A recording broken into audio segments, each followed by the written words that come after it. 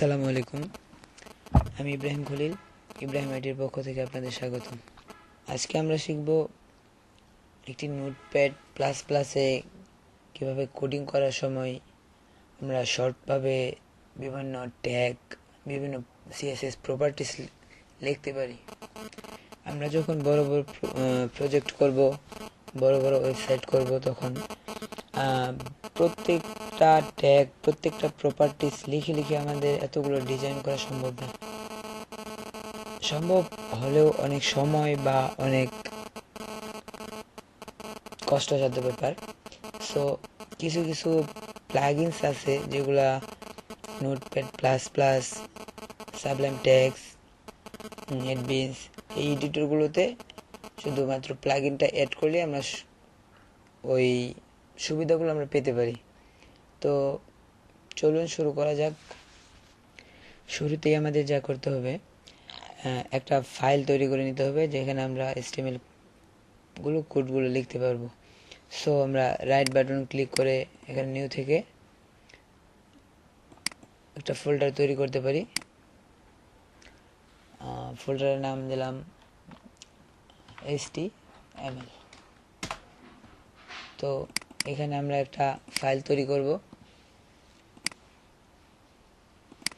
ফাইলটার নাম দেব index.html। index.html দেওয়ার পর আমাদের আসলে এখানকার আইকনটা ব্রাউজার সাপোর্টেড হওয়ার কথা ছিল, বাট এখন হয়নি।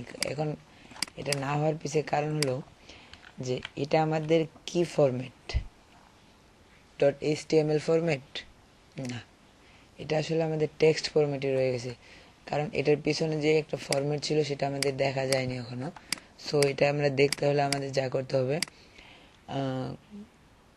কম্পিউটার থেকে কন্ট্রোল প্যানেলে গিয়েও আমরা চেঞ্জ করতে পারি। আবার যদি আমরা 7 চালাই বা ট্রেন চালাই, তো আমরা এখান থেকেও চেঞ্জ করতে পারি। Folder and search option, view, এখানে hide extension for known file type, এটাতে আমরা টিক চিহ্নটা উঠাই দেবো, দিয়ে ওকে করে দেবো।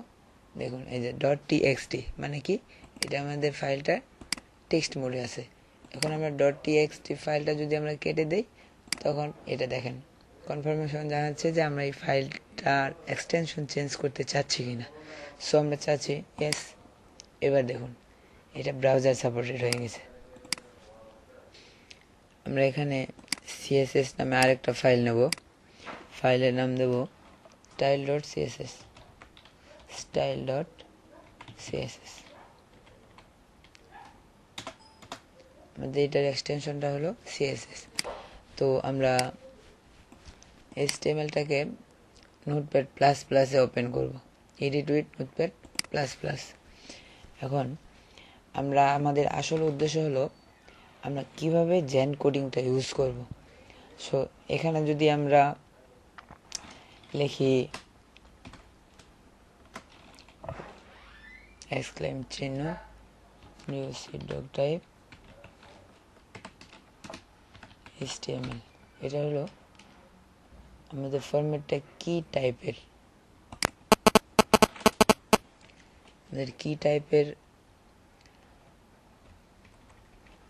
ডকুমেন্ট টাইপটা আসলে কি টাইপের ফরম্যাটটা, সেটা কারণে আমরা ডকুমেন্ট টাইপ HTML, আমরা এখানে HTML করছি, সেখানে আমরা HTML। সো এবার আমরা স্ট্রাকচারটা লিখব। এটা হলো HTML5 এর একটা স্ট্রাকচার। এখানে আমরা ফার্স্ট টাইম লিখব HTML শেষ করব। এটার ভিতরে আমরা যত ট্যাগ আছে, হেড, বডি, সব কিছু লিখব। সো এখানে আমরা যদি এভাবে লিখতে যাই, তো আমাদের একটা স্ট্রাকচার দাঁড় করাইতে অনেক সময় লাগে। CSS লিঙ্ক করাতে হয়, CSS প্রপার্টিগুলো লিখতে হয়। সো আমরা এবার শিখব যে আসলে নোটপ্যাড প্লাস প্লাসে বা সাবলাইম টেক্সট বা নেটবিনসে কীভাবে জেন কোডিং ব্যবহার করতে হয়। সো চলুন দেখি কিভাবে জেন কোডিং ব্যবহার করতে হয়। তো ব্যবহারের আগে আমরা আসলে জেন কোডিং সম্পর্কে একটু ভালোভাবে বিস্তারিত জেনে নিই যে আসলে জেন কোডিং কী, কীভাবে কাজ করে এবং কী জন্য আমাদের এটা ব্যবহার করা প্রয়োজন বা এটা সুবিধা কি আসলে। জেন কোডিংটা হলো এমন এক উচ্চ টুলসের সাথে যার সাহায্যে আপনি খুব সহজেই HTML এবং CSS এর মার্কআপ স্ট্রাকচার দাঁড় করতে পারবেন। এর সাহায্যে আপনি আরও যে সকল মার্কআপ ল্যাঙ্গুয়েজ আছে সেগুলোকেও কোডিং বা এডিটিং করতে পারবেন। আমি আগেই বলেছি জেন কোডিং হচ্ছে কোড এডিটরের একটা প্লাগইন। এই জেন কোডিংয়ের মধ্যে HTML সহ সকল ধরনের মার্কআপ ল্যাঙ্গুয়েজের ট্যাগসমূহ এবং CSS এর সিলেক্টরসমূহ লাইব্রেরি আকারে জমা রাখে। জেন কোডিং নিয়ে অনেক কথা হলো, এবার আমি জেন কোডিং আসলে কোথায় পাবো। জেন কোডিং গুগলে সার্চ করলে পাওয়া যায়, সেখান থেকে ডাউনলোড করে ব্যবহার করা যায়। তার আগে একটা জিনিস লক্ষ্য করুন, এখানে মেনুগুলো আছে, রিবনে যে ট্যাবে যে মেনুগুলো আছে, ফাইল, এডিট, এরকম সর্বশেষ মেনুটি হচ্ছে উইন্ডোজ। উইন্ডোজ মেনুর শেষে জেন কোডিং নামে আমরা প্লাগইনটা অ্যাড করব। সো চলুন আমরা কিভাবে অ্যাড করতে পারি এবার দেখি। আমরা জেন কোডিং পাওয়ার জন্য গুগলে যাব। গুগলে গিয়ে এখান থেকে গুগলে সার্চ করব।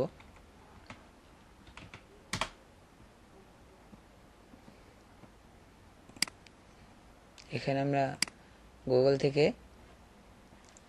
এখানে আমরা লিখব জেন কোডিং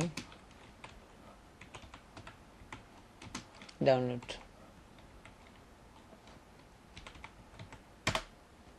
একটা সার্চ করব। এখানে জেন কোডিং অনেক ফাইল আছে, এখান থেকে আমরা জেন কোডিংটা ডাউনলোড করে নেব। তো আমার ডাউনলোড করা আছে, আমি সেখান থেকে আপনাদের দেখাচ্ছি। ডাউনলোড করলে এরকম একটা জিপ ফাইল পাবেন আপনি। জিপ ফাইলটাকে ওপেন করলে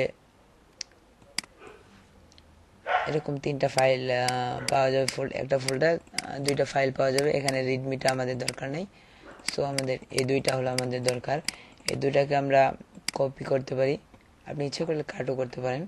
আমি কপি করে নিচ্ছি, নিয়ে এখানে সি ফোল্ডারে মাই কম্পিউটার থেকে সি ড্রাইভে গিয়ে এখানে যেহেতু আমাদের প্রোগ্রামগুলো ইনস্টল করার পর আমাদের এই প্রোগ্রাম ফাইলে চলে যায়, সো আমরা এখান থেকে প্রোগ্রাম ফাইলে যাব।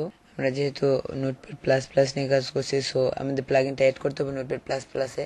সো এখান থেকে আমরা নোটপ্যাড প্লাস প্লাস ফাইলটা আমরা সিলেক্ট করব। প্লাস প্লাস ফাইলটা ওপেন হয়ে গেল। এখানে প্লাগইনস নামে যে ফোল্ডারটা আছে, এই ফোল্ডারটার ভিতরে দেখবো আমরা যে ফাইল দুটা আমরা আসলে কপি করেছি, ফাইল দুটা এখানে আমরা পেস্ট করে দেব।